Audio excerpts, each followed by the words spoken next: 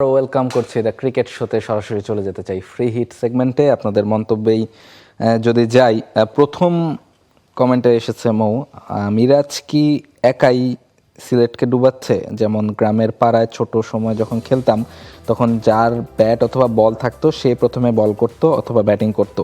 Same BPL এর মতো টুর্নামেন্টে মিরাজ কি সেম কাজ করছে না? আমার একটা বন্ধু ছিল, বুঝছেন, তিনি হচ্ছে আউট হলেই, ওর ব্যাট ছিল, আউট হলেও বলতে আমি আর খেলবো না, বাসে চলে যাই।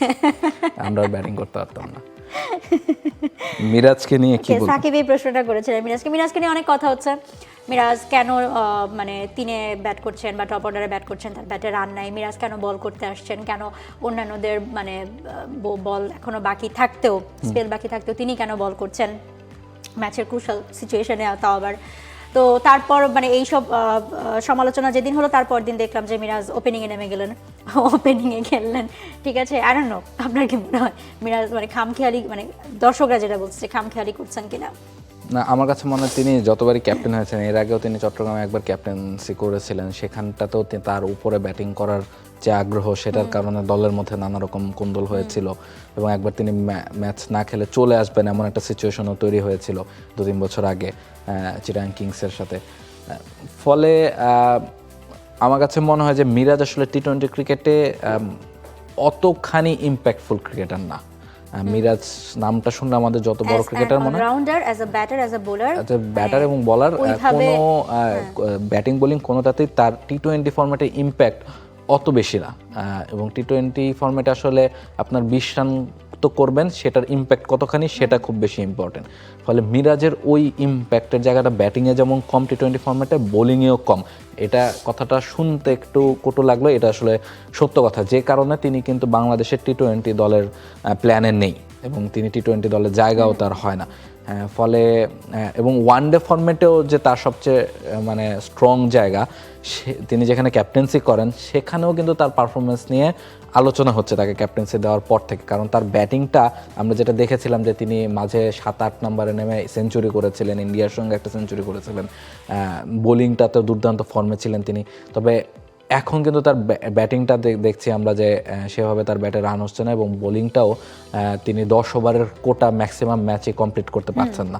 ফলে সেটা নিয়েও কথা হচ্ছে এবং টি-20 ফরম্যাটে সেই প্রবলেমটা আরও বেশি। ফলে মিরাজের আমার মনে হয় যে তিনি নিজেই খুব ভালো জানেন কী করে ব্যাক করতে হয়। তিনি নিঃসন্দেহে ওয়ার্ল্ড ক্লাস অলরাউন্ডার হওয়ার মতো যোগ্যতা তার রয়েছে। তবে তাকে আসলে তার খেলাটা নিয়ে একটু ভাবতে হবে যে টি-20 ফরম্যাটে তার লিমিটেশন কী কী এবং সেই জায়গাটাতে তার টিমের তার রোলটা কী হবে। আসলে ক্যাপ্টেন্সি হলে উনি যেটা বলছেন যে আগে ব্যাটিং করতে হবে বা আগে বোলিং করতে হবে, ব্যাপারটা এমন না। টিমের জন্য কোনটা ইম্পর্টেন্ট সেটা মনে হয় মিরাজ আরও একটু বেশি চিন্তা করার চেষ্টা করবেন। মিরাজকে দেখি যখনই জিজ্ঞেস করে তিনি বলেন যে তিনি সব জায়গায় ব্যাট করতে পারেন, তার সেই মানে তিনি নিজে বিশ্বাস করেন তিনি সব জায়গায় বিশ্বাস সেটা বাংলাদেশ টিমে একসময় প্রয়োজন হতো যে বিভিন্ন জায়গায় তাকে খেলানো হতো, কিন্তু তিনি আসলে কোনটাতে স্বাচ্ছন্দ্য বোধ করেন সেটা তাকেই খুঁজে বের করতে হবে এবং কোনটা তার টিমের জন্য ইম্পর্টেন্ট সেটাও তাকে বুঝতে হবে অ্যাজ এ ক্যাপ্টেন। মিরাজকে তো সাকিবের রিপ্লেসমেন্ট হিসেবে দেখা হচ্ছিল, দর্শক থেকে ভক্তরা সবাই তো অনেক নেক্সট সাকিব। তিনি সেই পারফরমেন্স করেছিলেন বলি, কারণ টেস্ট ওয়ানডেতে তিনি যেভাবে পারফর্ম করেছিলেন তাতে মনে হচ্ছিল।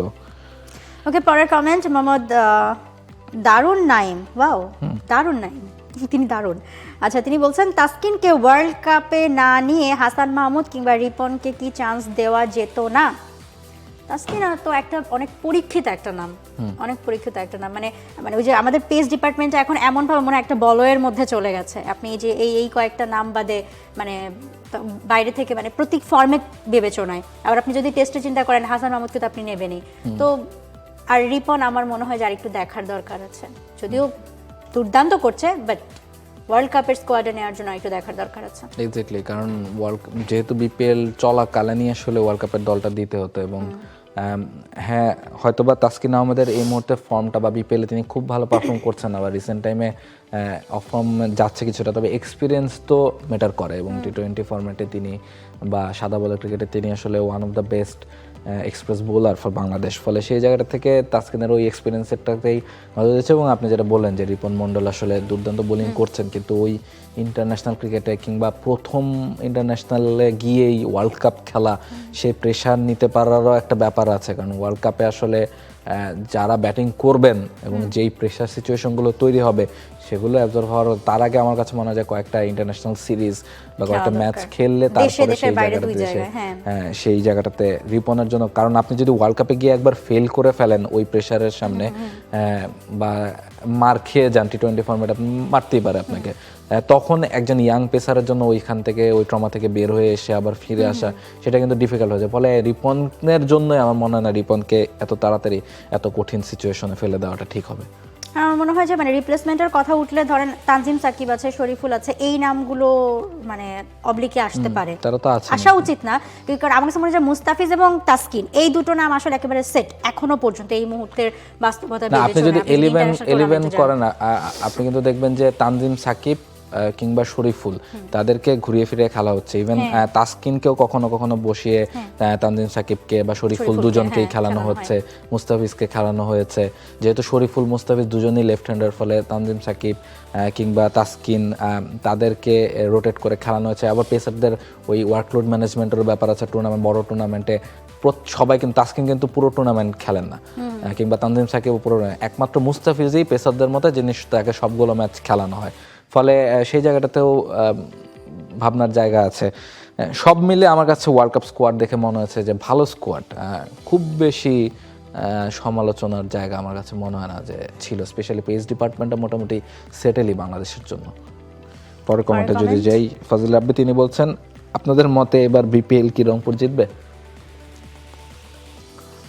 আমাদের মতে রাজশাহী তো স্ট্রং টিম, রাজশাহী তো স্ট্রং টিম। তো আপনার মানে বিপিএল আওয়াজ তখন থেকে শুরু হয়েছে, অকশন বলেন সবকিছু বলেন, রংপুরের রাজশাহীকে সবাই এগিয়ে রেখেছে। রংপুরের রাজশাহী, ওই যে বললাম না যে আপনি যদি এখন পয়েন্ট টেবিল দেখেন, পয়েন্ট টেবিল সবার উপরে চট্টগ্রাম, রংপুর রাজশাহীকে উত্তরে চট্টগ্রাম গিয়ে মাথায় বসেছে। যদিও বলছি যে হ্যাঁ এটা অনেক মানে আর্লি টাইম বলার জন্য, কিন্তু আমার ওই যে বললাম যে এখনো মনে হয় যে বলা যাবে না। অবশ্যই সেরা দুই টিম বললে সব দিক থেকে বিবেচনা, আপনি স্কোয়াড সবকিছু দেখে মনে হবে যাচ্ছে রংপুরের আছে, যেটা শুরু থেকে সবাই বলে এসেছে। বাট আপনি মাঠের খেলা দেখেন, চট্টগ্রামকে কেউ গোনেও নাই, কিন্তু চট্টগ্রাম দেখিয়ে দিচ্ছে, সিলেটও জয় পাচ্ছে। সো মানে চ্যাম্পিয়ন হওয়ার জন্য একটা নাম বলা এখন কঠিন। সিলেট টিম ভালো টিম, সিলেটেরও বোলিং ডিপার্টমেন্ট বলেন, ব্যাটিং ডিপার্টমেন্ট বলেন, সিলেটের টিমও বেশ ভালো টিম। তাদেরও অন্তত তারা কোয়ালিফায়ার তো খেলবেই নিঃসন্দেহে, ফলে ভালো টিম আছে। ফলে চ্যাম্পিয়ন আসলে ফ্র্যাঞ্চাইজি ক্রিকেটে চ্যাম্পিয়ন হওয়ার জন্য আসলে আপনার অনেক কিছুর উপর ডিপেন্ড করে, লাক, পারফরমেন্স সব কিছু ডিপেন্ড করে। একটা প্লেয়ার আসলে একটা টুর্নামেন্ট আপনাকে জিতিয়ে দিতে পারে টি-20 ফরম্যাটে ফ্র্যাঞ্চাইজি ক্রিকেটে, ফলে এখনো অনেক দূর আসলে বাকি আছে, আমরা একটু আগাই বোধহয়। ওকে, পরের কমেন্টে যেতে চাই। রফিকুল ইসলাম রাহাত তিনি বলছেন বাংলাদেশ টিম কি রিপন মন্ডলকে দলে নিতে পারে না? রিপন ডেথ ওভার স্পেশালিস্ট এবং ভালো ইয়র্কার মারতে পারে, সাব্বির রহমান ভালো ফিনিশার হতে পারে, এটা নিয়ে কথা বলবেন প্লিজ। রিপনকে নিয়ে কথা বলেছি, রিপনকে নিয়ে আগের কমেন্টে আমরা কথা বললাম, বিস্তারিতই বললাম যে আরেকটু সময় মানে সিরিজ খেলে দেখে তারপর আসলে সিদ্ধান্ত নেওয়া উচিত বড় টুর্নামেন্টের জন্য।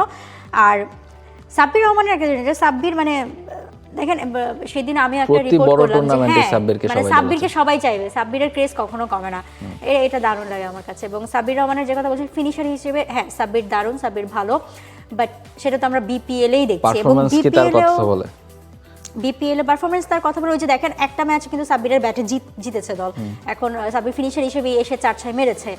ওই যে মানে কনসিস্টেন্সির যে ব্যাপারটা, ধরেন নাইম শেখ কিন্তু কনসিস্টেন্সির কারণে, আপনি বিপিএল বলেন ডিপিএল বলেন এই সব জায়গাতে কনসিস্টেন্সির কারণেই তারপরে গিয়ে আবার জাতীয় দলে ফিরেছে, তাই না? মানে নাইম শেখকেও তো কেউ একসময় গনেও নাই যে সে আর কামব্যাক করতে পারবে না, করেছে। সাইফ হাসানের কথা বলেন, সো সাব্বিরের ব্যাপারটা আমার কাছে তাই যে তিনি যদি পুরো টুর্নামেন্ট জুড়ে কনসিস্টেন্ট থাকেন, সাথে আরো ঘরোয়া টুর্নামেন্টে কনসিস্টেন্ট থাকেন, তখন সাব্বিরকে নিয়ে এই কথাটা আসতে পারে। অন্তত এক সিজন বা 2 সিজনের সব টুর্নামেন্ট আপনাকে রান করতে হবে। ন্যাশনাল টিমে ফেরার ক্রাইটেরিয়া আমার কাছে এটাই মনে হয়, মানে এক সিজন বা একটা ম্যাচ দিয়ে শুধু ট্যালেন্টের অজুহাত দিয়ে আমার কাছে মনে হয় না। সাব্বির অনেক ট্যালেন্টেড ক্রিকেটার, সে বিষয়ে আমাদের কোনো সন্দেহ নেই, কিন্তু ট্যালেন্টেড ক্রিকেটার আর ইন্টারন্যাশনাল লেভেলে গিয়ে রান করার মধ্যে পার্থক্য আছে। মানে আমার মনে হয় না সাব্বিরকে গত 5 বছরে আমি দেখেছি যে কোনো একটা টুর্নামেন্টে তিনি রান করেছেন কনসিস্টেন্টলি। পুরো সিজন তো বাদে দিলাম, একটা টুর্নামেন্টে তিনি হয়তো বা একটা দুইটা ম্যাচ ভালো করেন, কারণ তিনি এত বেশি ট্যালেন্টেড, তিনি যেদিন তার ব্যাটে বল আসে তিনি সেদিন ম্যাচ জিতে দিতে পারেন, সেই ক্যাপাবিলিটি তার রয়েছে, কিন্তু সেই কনসিস্টেন্সি তো তার নাই। তারপরে তার ক্রেজটা দেখুন, মানে সারা বছর জুড়ে আমাদের ফ্রি হিটে সাব্বির রহমানকে নিয়ে মোটামুটি প্রশ্ন থাকবেই। It's good. চেহারা ভালো হওয়ার কিছু উপকারিতা আছে, তার চোখগুলো সুন্দর। এই যে এইটাই হচ্ছে কারণ, যে কারণে সাব্বিরের ক্রেজ এখন পর্যন্ত কমে না। পরের কমেন্টে যে সাগর মাহমুদ, তিনি বলছেন সাইফ হাসানকে কোনো মতে স্কোয়াড থেকে বের করা যায় না। কি বলেন ভাই, ভাইস ক্যাপ্টেন তিনি, এবং নাইম শেখের কাছ থেকে ক্ষমা চাই। নাইম শেখ যে ফর্মে, সাইফ হাসান তো মানে, এবং বাংলাদেশ ক্রিকেট বোর্ডকে সবসময় দোষারোপ করা তো তারা কোনো ফরম্যাটে একজন ভাইস ক্যাপ্টেন দেয় না, এবং দিলেও এক সিরিজের জন্য আমরা দিতে দেখেছি। শেখ মেহেদীকে একবার দেওয়া হয়েছিল একটা সিরিজের জন্য, কিন্তু সাইফ হাসানকে তারা মানে পুরোপুরি ঘোষণা দিয়ে ভাইস ক্যাপ্টেন্সি দিয়েছে যে তিনি লম্বা সময়ের জন্য ভাইস ক্যাপ্টেন, এবং তিনি আসলে এশিয়া কাপে যেভাবে পারফর্ম করেছেন, হয়তো বা বিপিএলে তিনি খুব একটা ভালো করতে পারছেন না, সেটা একটা কনসার্নের জায়গা। ওয়ার্ল্ড কাপে যাওয়ার আগে ম্যাচ এখনো খেলেছেন, 3টা সিঙ্গেল ডিজিট, একটাতে 15 রান করেছেন, তাও মনে হয় 26 বলে। ইটস ভেরি পুর। সাইফের থেকে নিশ্চয়ই তার ভক্তরা এটা আশা করেনি এখনো পর্যন্ত। কিন্তু তার আবার ওই যে ইন্টারন্যাশনাল ক্রিকেটে গিয়ে আপনার ইন্ডিয়ার মত বোলিং এর এগেইনস্টে রান করার যে এক্সপেরিয়েন্স বা যে কনফিডেন্স, এবং নট অনলি সাইফের ব্যাটে রান সংখ্যা, তার অ্যাগ্রেশনটা খুব দারুণ থাকে। অ্যাবসলিউটলি অ্যাগ্রেশনটা খুব দারুণ, যখনই পারফর্ম করেছেন অ্যাগ্রেশনটা মানে অন্যান্য টিমের এগেইনস্টে খুব দারুণ থেকেছে। ওকে, আজকের শেষ কমেন্ট নেব। কমেন্ট কি আমার ছিল না আপনার ছিল এটা পড়ার? আপনি পড়েন। রাহুল, ও টপ 10 তিনি আমাদের, না আমি না, আমি না। রাহুল কমেন্ট করছেন, ফিজকে ছেড়ে দিয়ে কি আফসোস করছে কেকেআর? কারণ ফিজ এখন দুর্দান্ত ফর্মে আছে। আপনারা কি মনে করেন একই সাথে বাংলাদেশ ভারতে গিয়ে খেলবে না? এই ঘটনা এশিয়ার ক্রিকেটে কীরকম প্রভাব ফেলবে বলে মনে করেন? আমি লাস্ট শোতেও বলেছিলাম, এবারও, যে যত বেশি আপনি টানবেন প্রভাব তত বেশি খারাপ হতে থাকবে। এটা খুব সহজ কথা। এখন সেটা যেদিকেই করেন, যেদিকেই সমালোচনা করেন না কেন, বলেন কিছু বলেন। না, এটা নিয়ে তো আমরা মূল শোতে অনেকক্ষণ কথা বলছি, মুস্তাফিজ নিয়েও প্লাস এই ইস্যুটা নিয়েও। এটা আসলে দিনে দিনে মানে প্রতি মুহূর্তে অনেক বেশি জটিল হচ্ছে। আমার কাছে মনে হয় যে দ্রুত একটা সমাধানের দিকে না আসলে বা সিদ্ধান্তের দিকে না আসলে এটা আসলে জটিল হতেই থাকবে। দুই দেশের মানে ভৌগোলিক অবস্থানটা খুব ইম্পর্ট্যান্ট এখানে, এবং রাজনৈতিকও যে প্রেক্ষাপট, তাতে আসলে এটা আসলে শুধু মাঠের ইস্যু এখন আর নাই, অনেক বড় ইস্যু হয়ে দাঁড়িয়েছে। ফলে আমরা চাইবো যে মাঠের ক্রিকেটটা যেন অন্তত স্মুথ থাকে। মুস্তাফিজ একজন ক্রিকেটার, সেই অ্যাজ এ ক্রিকেটার তিনি কলকাতার হয়ে খেলবেন, কিংবা ইন্ডিয়ার প্লেয়াররা বা ইন্ডিয়ারও এই বছর কিন্তু বাংলাদেশে খেলতে আসে। গত বছর ইনফ্যাক্ট আসার কথা ছিল, এবং সেটা রিশিডিউল করে এবারে আসার কথা ছিল, এবং সেটাও কিন্তু এখন আর মনে হচ্ছে না যে তারা আসবেন। ওই তো মানে সিচুয়েশন মানে এখন ওরকমই। ফলে মানে আলটিমেটলি কিন্তু ক্ষতিটা হচ্ছে, দেখেন ইন্ডিয়া পাকিস্তান যায় না বা পাকিস্তান ইন্ডিয়াতে আসে না, সেটার কারণে কিন্তু আলটিমেটলি সাবকন্টিনেন্টের ক্রিকেটেরই একটা বড় ক্ষতি হচ্ছে। কারণ ইন্ডিয়া পাকিস্তান সিরিজ আমরা দেখতে পারি না, ওই আমাদের ওয়ার্ল্ড কাপ বা এশিয়া কাপের জন্য ওয়েট করতে হয়। আবার এখন যদি বাংলাদেশ ইন্ডিয়াও কিন্তু ধরা হচ্ছিল যে ইন্ডিয়া পাকিস্তানের পরে অনেক, এখন তো সবাই বলছে, অনেকেই মানে লাস্ট 2 বছর ধরে তো এটা অনেক বলছে সবাই, যে বাংলাদেশ পাকিস্তানের থেকে ইন্ডিয়া পাকিস্তানের থেকে বাংলাদেশ ইন্ডিয়ার ম্যাচের হাইপ অনেক বেশি। এবং ইন্ডিয়া দেখেন অনেক বড় দল, সে ব্যাপারে কোনো সন্দেহ নাই, কিন্তু বাংলাদেশ ইন্ডিয়া যখন ম্যাচ খেলে, ম্যাচ কিন্তু জমজমাট হয়। এই ব্যাপারে আপনি কোনো ইয়ে করতে পারবেন না, অস্বীকার করতে পারবেন না। ফলে সেই জায়গা থেকে আলটিমেটলি ক্রিকেটের লস বা উপমহাদেশের ক্রিকেট ফলোয়ারদের লস, যে তারা আসলে এই ম্যাচগুলো দেখতে পারবেন না। ফলে এই জায়গাটা আসলে আমার কাছে মনে হয় যে সমাধান একটা দ্রুতই হওয়া দরকার। ফলে এই ছিল আজকের ক্রিকেট শোতে। অনেক আলোচনা আমরা বিপিএল বা ইন্টারন্যাশনাল ক্রিকেট নিয়ে বা ক্রিকেটের বাইরের অনেক আলোচনা এই শোটাতে করতে হয়েছে। নিশ্চয়ই আপনারা চোখ রাখবেন টি স্পোর্টসের পর্দায়, এবং বিপিএল এর সব ম্যাচ, সব আপডেট দেখবেন টি স্পোর্টসে। For more updates, subscribe to our YouTube channel and click on the bell icon. Follow us on Facebook and Instagram. Download T Sports app to enjoy exciting games and highlights. Visit tsports.com.